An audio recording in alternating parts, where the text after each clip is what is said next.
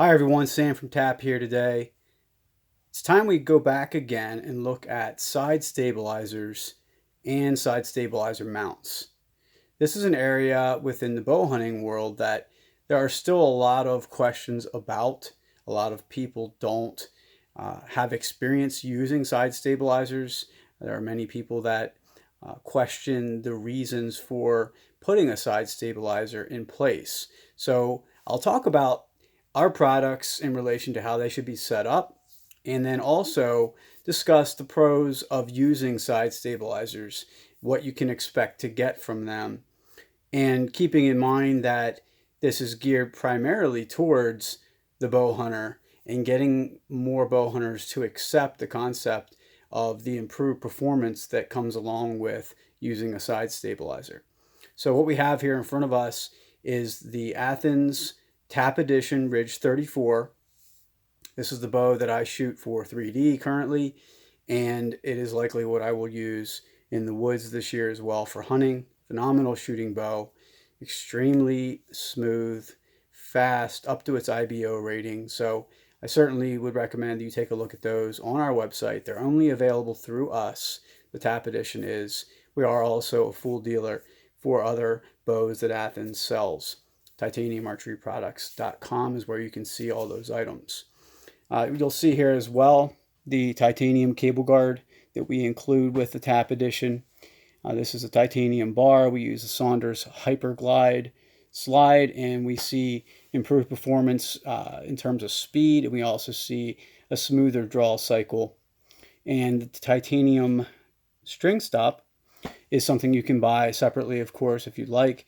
We custom fit these so that they are more geared directly towards this particular bow, and that comes with the Tap Edition as well.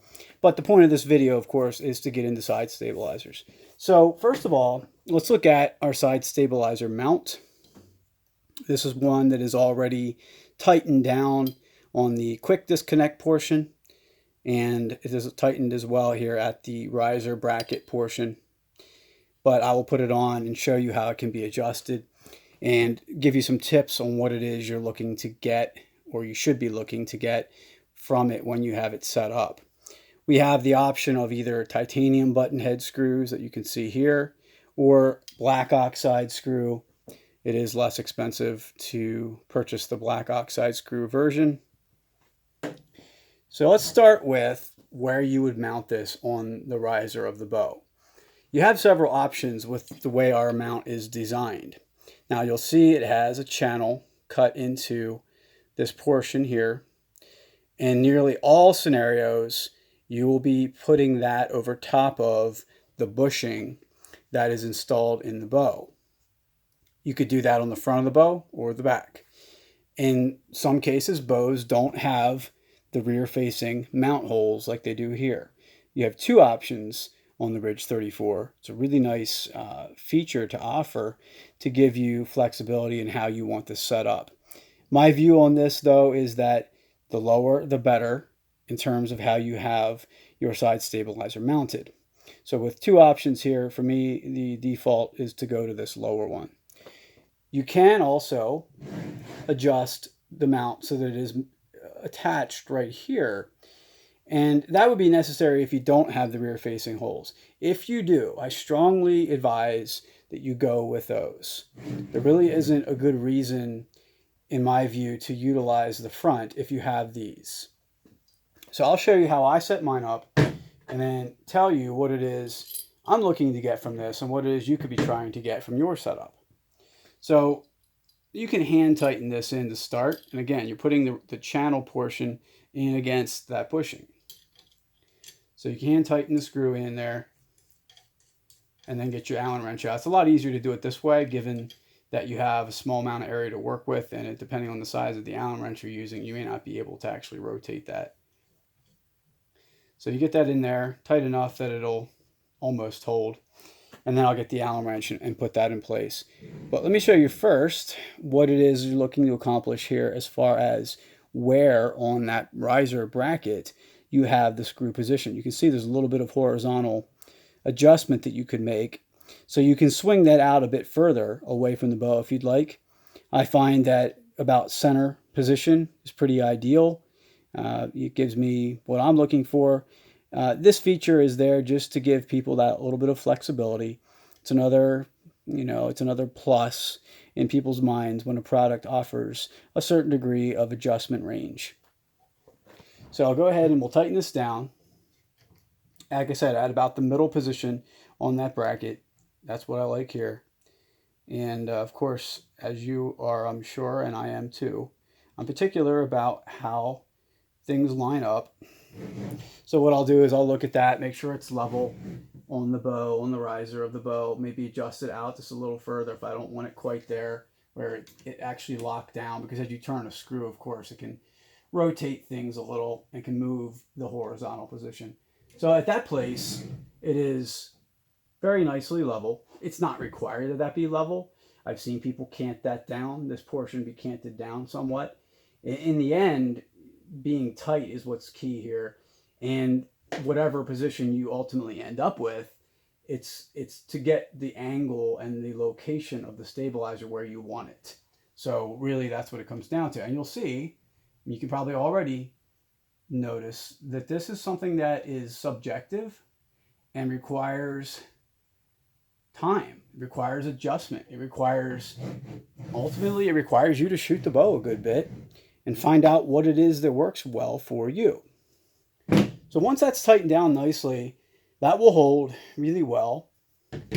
And the way we have these designed now is such that the outside portion of this here, the end of it, the end of the riser bracket, is machined out in a circular fashion.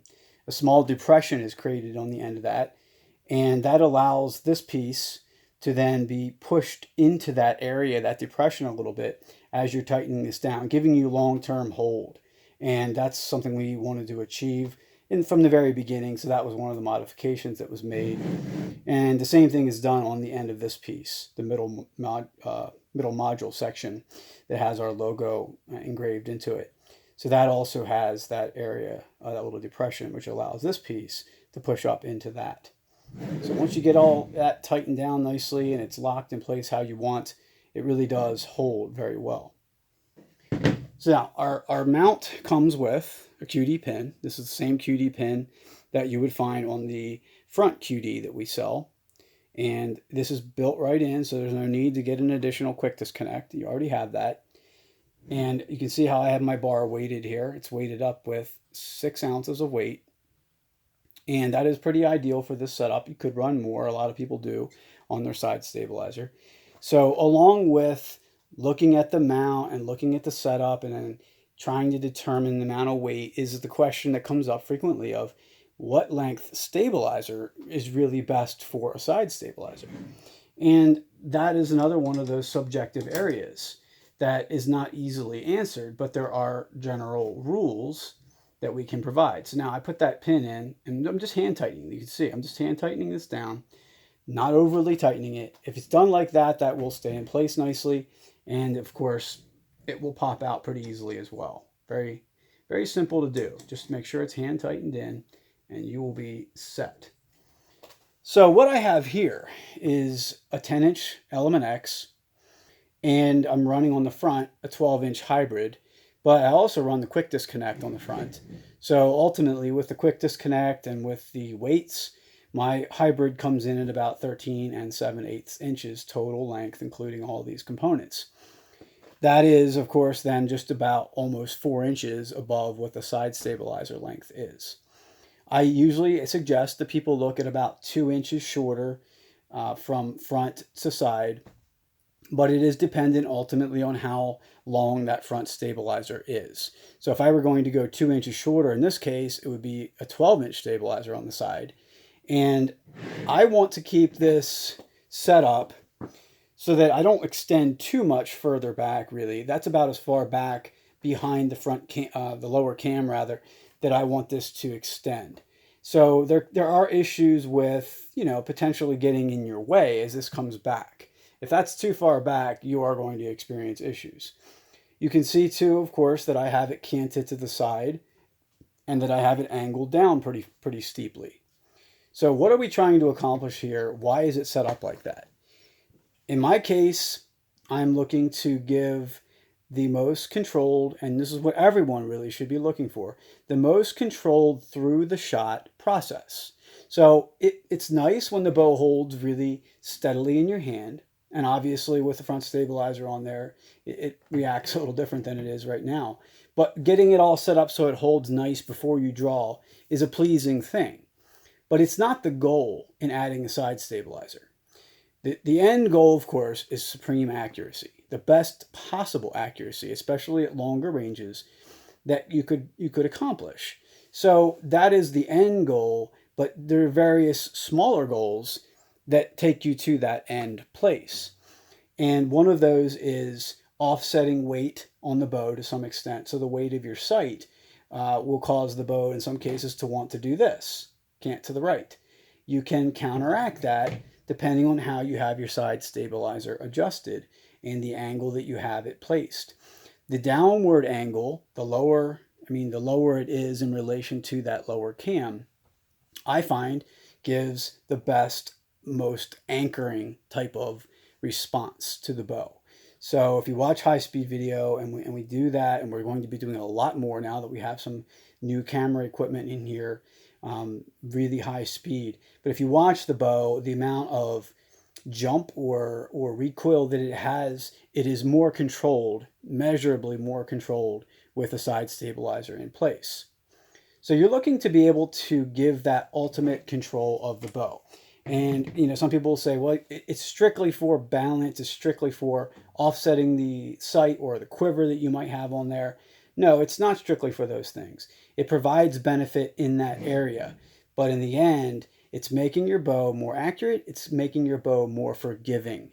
And I can't stress that enough. People talk a lot about draw cycles and how harsh a bow might be in that respect. And some bows are labeled as being more forgiving. And that's true. The design of the bow itself contributes greatly to that. But you can make your bow much more forgiving by how you accessorize it.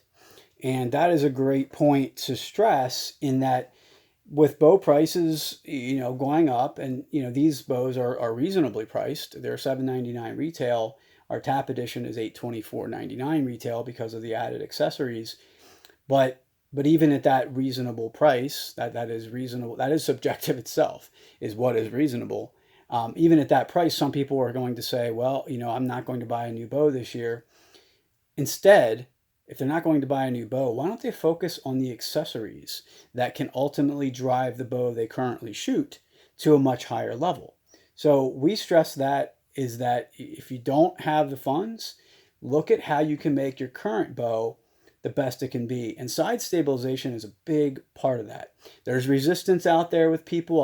I'll get remarks about, well, spot and stalk, trying to get through brush, such things along those lines. And those are valid points, but this is not something you can't quickly adjust to. It's not something you cannot get used to. And since I started doing running a side stabilizer, and since I started tap, the concept rapidly grew on me once I started using these. Prior to this, I bow hunted for about 23, 24 years. When I started tap, I hadn't used side stabilizers at all as a bow hunter. I thought that was the realm of the target archer, and I didn't use them. So knowing that it's not just for target archery is important, and knowing that it is something the bow hunter can embrace and use and benefit from and can get used to. These are all things that must be considered and taken into account when making those decisions on products. So side stabilizer mount is in, it's mounted tightly. Again, I suggest rear facing, looking at canting this down to the furthest extent that you feel comfortable getting that down to. Side, how far it swings out to the side will be dictated by how much you want your bow to be resistant to cant. And then also, in the end, the arrows tell the story. So how the arrows group, how the bow holds through that shot, how you're perceiving it to, it all contributes. And I recommend that if you don't fully grasp everything here, that you reach out to myself or to ambassadors on our team who are more than happy to assist and provide explanations. But this is an area that more people, as we move along, will embrace. And I think that if you're on the fence, it's really something that I can assure you is a good decision, even if at first it doesn't feel comfortable, even if at first you're not seeing what you might hope from it. Give it a little time. Play with those weights in terms of how many are there. Look at those variations and combinations and angles, and you will achieve better accuracy. I can assure you of that. So thanks a lot for your time. Go to titaniumarcheryproducts.com. You can see all of our product collections and a lot of other things there, including testing data that we're putting up, with much more of that to come. Take care, everybody.